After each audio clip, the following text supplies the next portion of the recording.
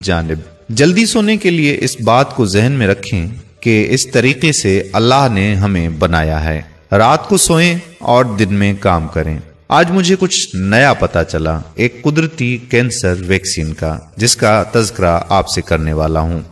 अल्लाह ताला फरमाते हैं कि हमने आप पर कुरान इसलिए नाजिल नहीं किया कि आप मुश्किल में हो।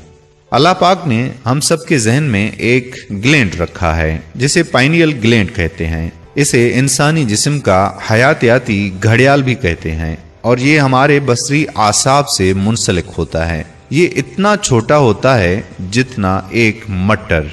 हर रोज इशा के बाद ये ग्लैंड एक मादा तैयार करना शुरू कर देता है जिसे मेलाटोनिन कहते हैं, जो खून की नालियों में बहता है और जिस्म को कैंसर से बचाता है। ये सिर्फ और सिर्फ अंधेरे में काम करता है। अगर महज आंख ही रोशनी में रहे तो भी ये काम नहीं करता, क्योंकि इसे लगता है कि अभी रात नहीं हुई।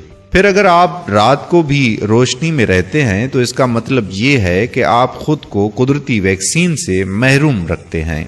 अल्लाह पाक फरमाता है कि हमने रात के आसार खत्म किए और रोशन दिन बनाया। बदकिस्मती से हमने आजकल रात के आसार को दिन की निस्बत ज्यादा दीदनी कर दिया है। हम रात भर जागते हैं और सारा दिन सोते रहते हैं। हमारे आबाओ अजदाद जो रात को जल्दी सोने और जल्दी जागने के आदी थे, वो कैंसर का शिकार ना होते और ना ही ऐसी किसी बीमारी का जिनका आजकल हम सुनते हैं। फार्मी मुर्गियों पर एक तहकीक की गई। एक कुदरती तौर पर पलती मुर्गी जो जल्दी सोती है और खाने के लिए जल्दी जागती है, जबकि मसनूई तरीके से रखी गई मुर्गी को खाना रात को जागता रखकर खिलाया जाता है।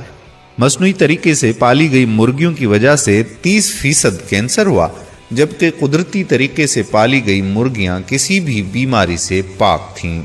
दोस्तों, अल्लाह ने हमारी हिफाजत के लिए ये कुदरती वैक्सीन हमारे अंदर ही रखी है।